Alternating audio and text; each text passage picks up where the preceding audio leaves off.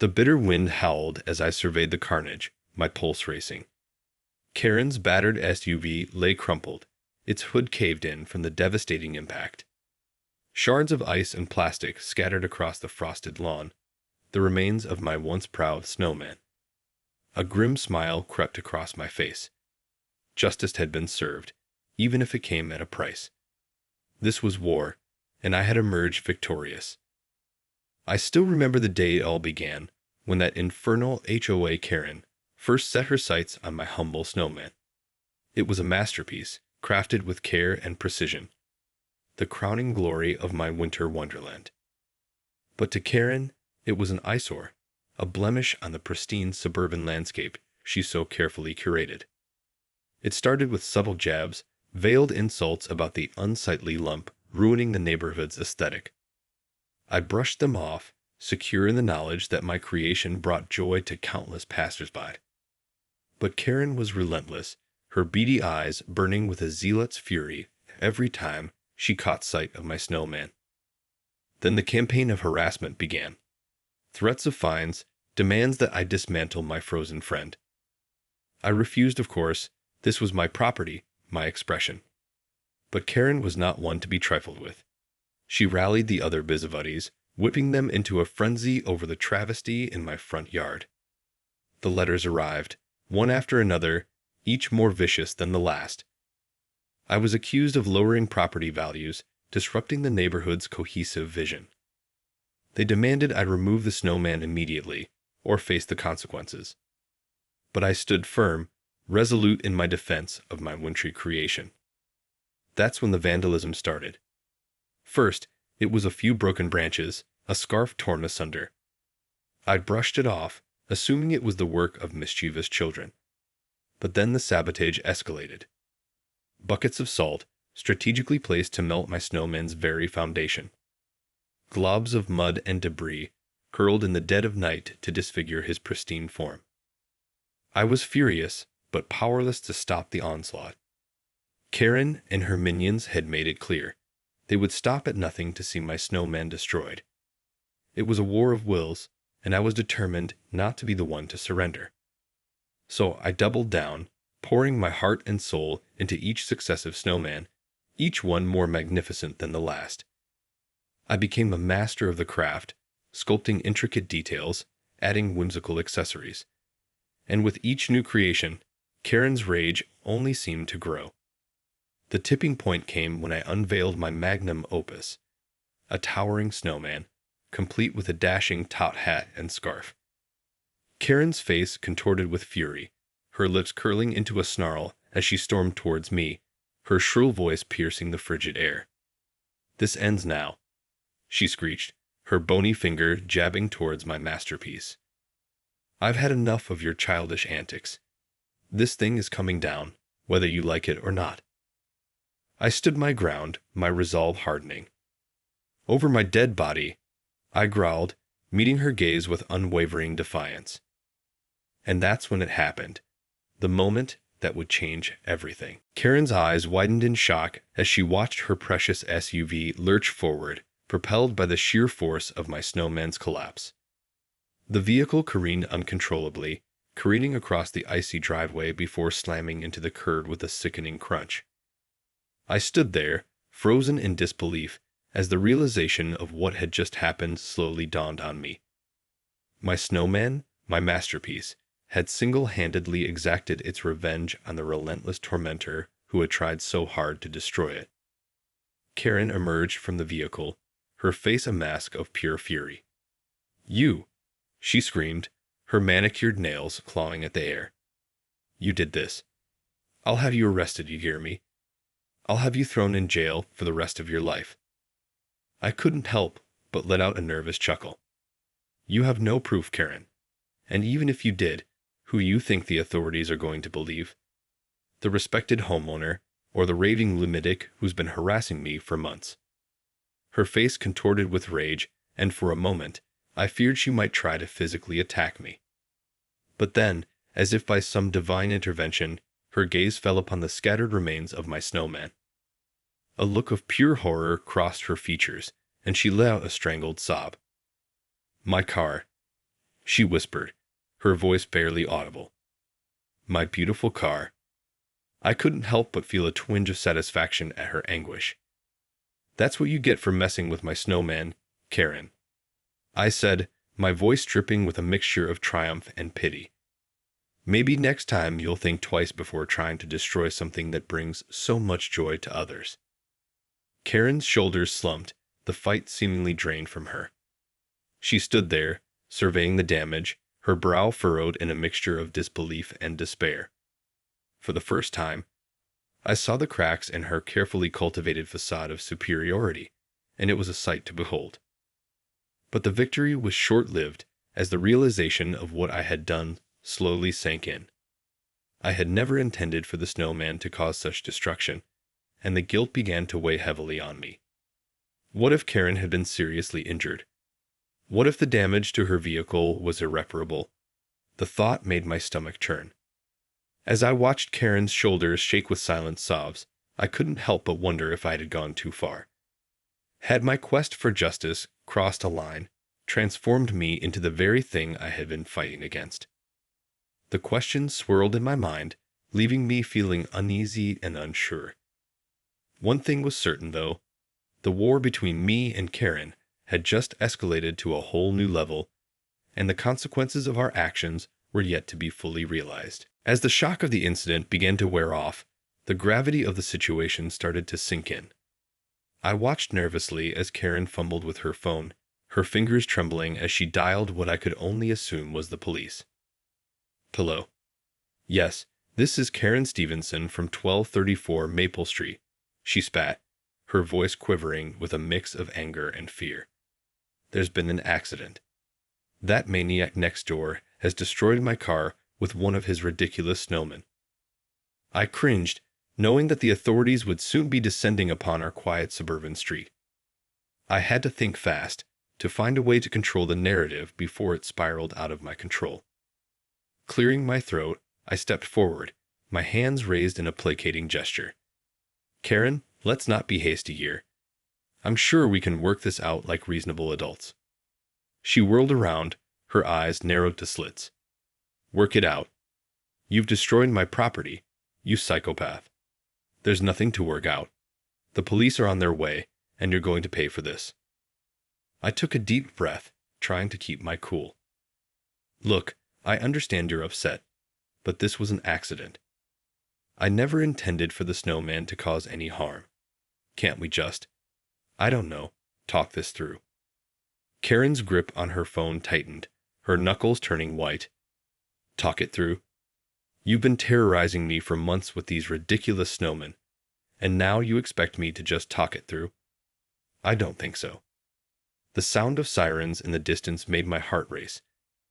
I needed to act quickly, to find a way to defuse the situation before it spiraled out of control.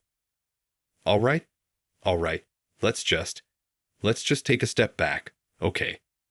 I said, raising my hands in a gesture of surrender. I know things have gotten out of hand, but I'm willing to make amends. How about we start by having a civil conversation, just the two of us? Karen's eyes narrowed, and for a moment, I thought she was going to refuse. But then, something shifted in her expression, and she let out a long, weary sigh. Fine, she said, her voice barely above a whisper. But if the police show up, all bets are off. I nodded, relief washing over me. Agreed. Let's go inside and talk this through like adults. As we made our way towards my front door, the sirens grew louder, and I couldn't help but feel a sense of dread looming over us. This was a delicate situation, and one wrong move could send everything crashing down. But I was determined to find a resolution, to find a way to put an end to this seemingly endless feud.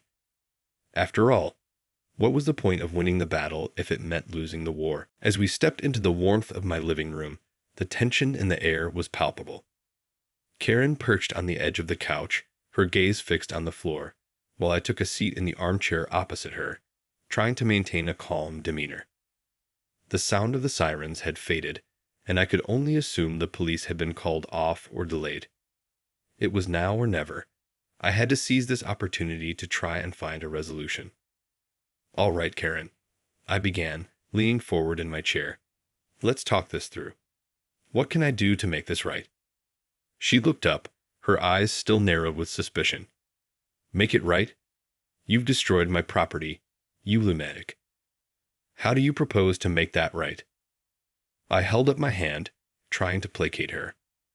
I understand, and I'm truly sorry for what happened. It was an accident, I swear. But I want to make amends, to try and find a solution that works for both of us. Karen snorted, crossing her arms over her chest. A solution? There is no solution, unless you're willing to pay for a brand new SUV.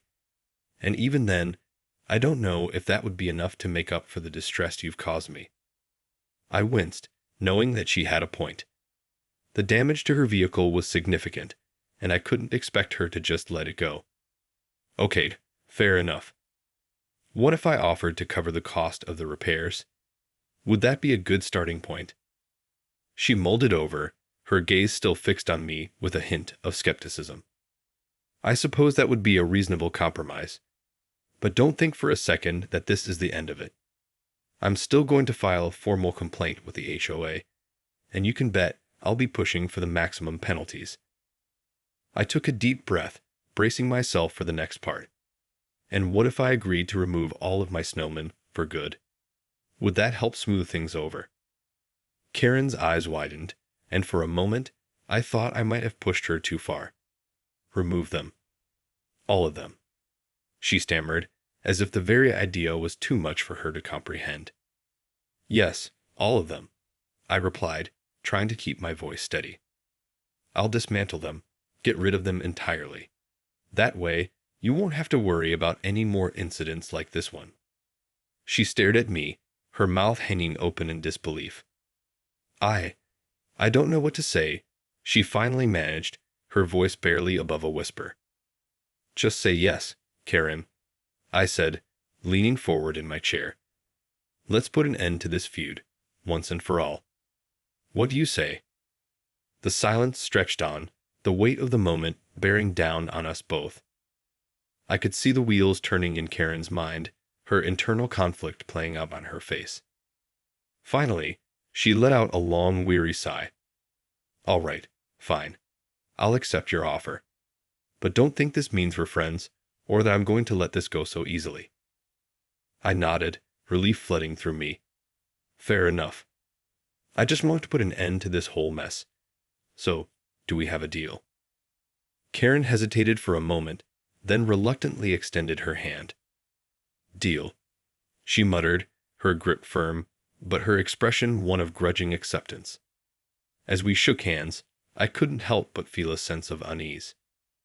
Had I just made a Faustian bargain, trading my beloved Snowman for a fragile piece? Only time would tell, but for now, I was just grateful to have averted a potentially disastrous outcome. As the days passed, I found myself wrestling with a range of conflicting emotions. On one hand, I was relieved that the feud with Karen had seemingly come to an end. No more threatening letters, no more acts of vandalism, no more snowmen being callously destroyed. The peace and quiet that had once been a given on my quiet suburban street had finally returned. But on the other hand, I couldn't help but feel a deep sense of loss. My snowmen had been more than just inert objects of frozen water and air. They had been my passion, my creative outlet, a way for me to express myself and bring joy to those around me. Dismantling them, one by one, felt like a piece of my soul was being chipped away. The process was painstaking, each snowman a labor of love that I had to meticulously dismantle. I would stare at them, running my fingers over their icy forms, as if trying to commit every detail to memory. And with each one that succumbed to my shovel and rake, I felt a little piece of me die inside. As I watched the last of my snowmen collapse into a pile of slush and debris, I couldn't help but wonder if I had made the right decision. Had I betrayed my own values, my own sense of self, just to appease the whims of a petty tyrant like Karen? The guilt weighed heavily on me, a constant companion as I went about my daily routine. I found myself avoiding the windows, unwilling to face the barren, snowless landscape that had once been my winter wonderland. The once vibrant community that had delighted in my creations had fallen silent, their joyful faces replaced by indifferent stares. And Karen? Well, she seemed to be reveling in her victory, her smug smile a constant reminder of the price I had paid for peace. I would catch her occasionally glancing out of her window, her gaze sweeping across the now desolate yard, and I could practically see the satisfaction radiating from her. It was a hollow triumph, though, and I knew it, for beneath the surface of her apparent contentment, I could sense a lingering unease, a feeling that perhaps she had not truly won after all. The snowman may have been gone, but the memories, the joy they had brought to so many, would linger on. And so, as the winter winds howled and the last traces of snow melted away, I found myself contemplating my next move. I couldn't let Karen's victory be complete, couldn't allow her to erase the legacy of my beloved snowman. There had to be a way to reclaim what was rightfully mine, to restore the balance, and bring back the magic that had once graced our neighborhood.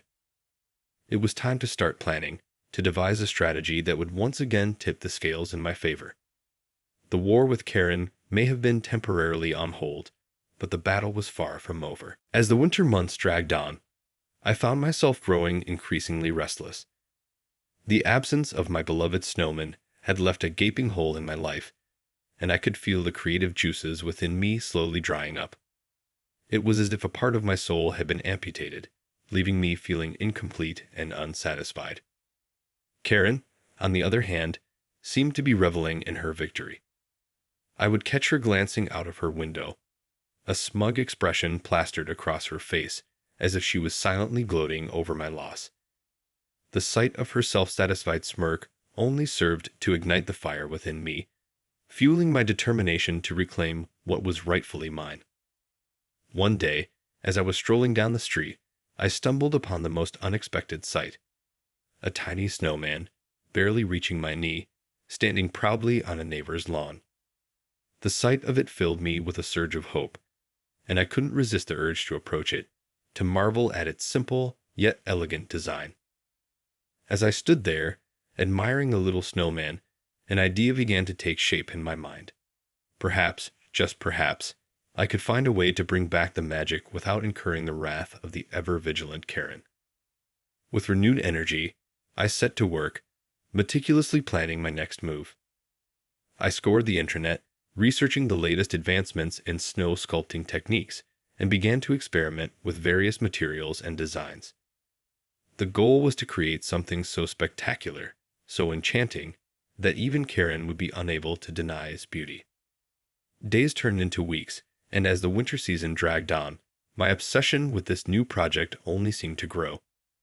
I spent countless hours in my backyard, sculpting and shaping the snow, determined to create a masterpiece that would not only delight the neighborhood, but also serve as a defiant middle finger to Karen's tyrannical reign. And then, one fateful night, as I was putting the finishing touches on my creation, I heard the familiar sound of Karen's car pulling into her driveway. My heart raced, and I held my breath, waiting for the inevitable confrontation. Sure enough, it wasn't long before Karen's shrill voice pierced the silence, her footsteps crunching through the snow as she approached my yard. "What is the meaning of this?" she demanded, her eyes narrowing as she took in the sight of my latest creation. I straightened up, a confident smile spreading across my face.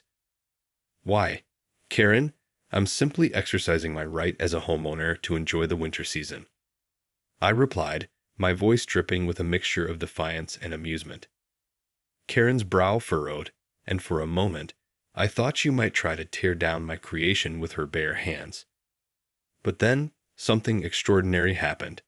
Her gaze softened, and a hint of a smile began to tug at the corners of her mouth. "It's actually quite beautiful," she murmured, her voice barely above a whisper. I blinked, momentarily taken aback by her unexpected reaction. "I'm sorry. What was that?" I asked, unable to resist the urge to tease her. Karen cleared her throat, her cheeks flushing with a faint hint of embarrassment. I said, "It's beautiful.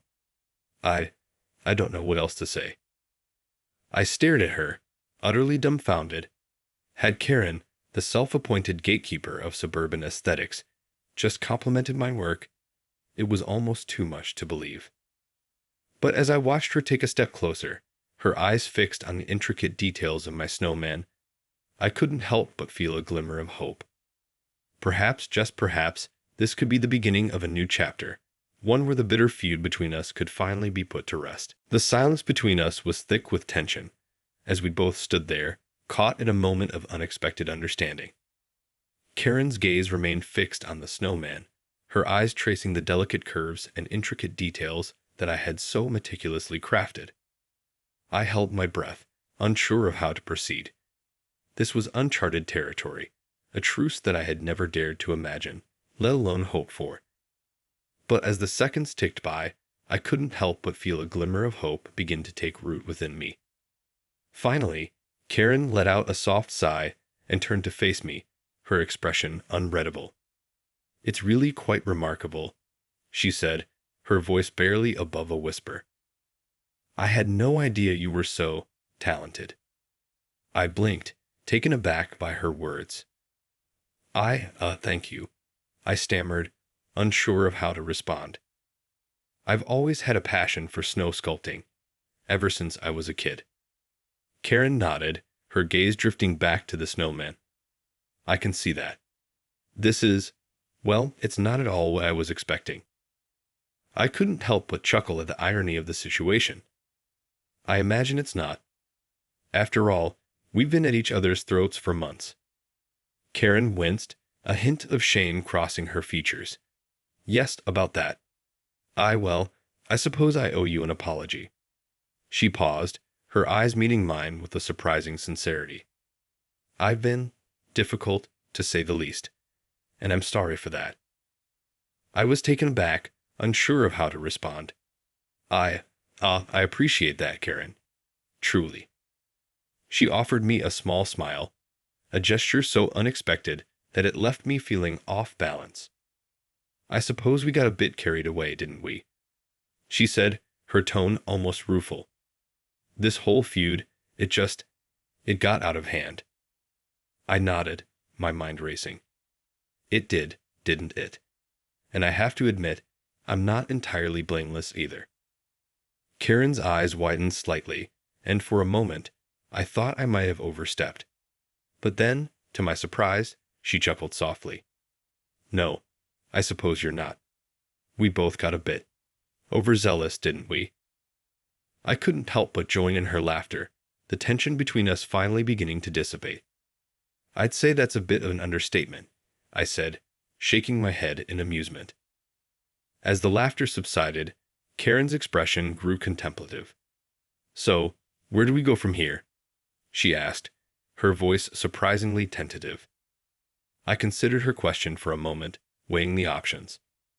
After everything that had happened, I knew that rebuilding trust would be a long and arduous process. But something about the shift in Karen's demeanor, the genuine remorse, the willingness to acknowledge her own culpability, gave me a glimmer of hope. "Well," I began, choosing my words carefully, "I think the first step is to start fresh. No more grudges, no more petty feuds. Just an open and honest dialogue between neighbors." Karen nodded, her expression softening. "I think that's a very reasonable approach. And perhaps," she added, her gaze drifting back to the snowman, "we could even find a way to work together on future projects. I must admit, I've always had a secret appreciation for the art of snow sculpting." I felt a surge of excitement at the prospect, and I couldn't help but grin. "I think that's a wonderful idea, Karen. Who knows, maybe we can even turn this whole thing into a community event next winter." The two of us stood there, the once bitter rivals now united in a newfound understanding. It was a strange and unexpected turn of events, but as I looked at the magnificent snowman that had brought us together, I couldn't help but feel a sense of cautious optimism about the future. As the weeks passed, I found myself marveling at the unexpected turn of events. What had once been a bitter feud, a war of wills between two stubborn neighbors, had slowly transformed into a budding friendship. Karen and I had spent countless hours together, collaborating on the design and construction of a series of breathtaking snow sculptures that had captured the attention and admiration of the entire neighborhood. Gone were the days of thinly veiled insults and threats of fines. In their place, a genuine camaraderie and mutual respect had blossomed. I couldn't help but feel a sense of pride as I watched the community come together around our shared love of winter and the magic of snow. Families would gather in my yard, marveling at the intricate details and whimsical designs we had painstakingly crafted. Children would squeal with delight, their laughter filling the air as they played around the towering figures. And Karen? Well, she had undergone a remarkable transformation of her own.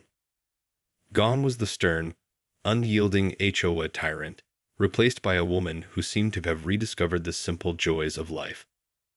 Her once tight expression had softened, and I would often catch her smiling as she watched the children play, her gaze filled with a warmth that I had never thought possible. It was a remarkable turnaround, and one that had not come without its challenges. There were moments when the old grudges threatened to resurface, when the temptation to revert to our former selves seemed almost impossible to resist. But through it all, we had persevered, each of us making a conscious effort to listen, to understand, and to find common ground. And now, as the winter season drew to a close, we found ourselves planning for the future, a community-wide snow sculpting festival, where residents from all across the neighborhood could come together to celebrate the magic of winter. It was a bold idea, one that would require a significant investment of time and resources, but the excitement and anticipation in the air was palpable.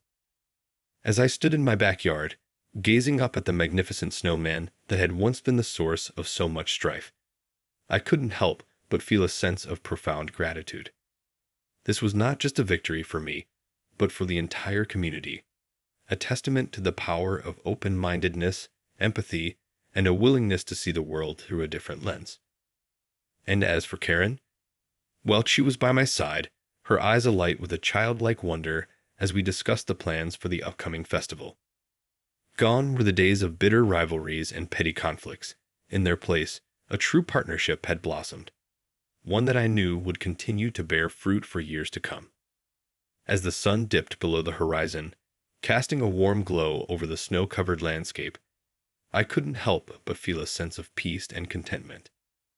The war with Karen was over, and in its wake, a new era of unity and celebration had emerged, one that promised to bring joy and wonder to all who experienced it.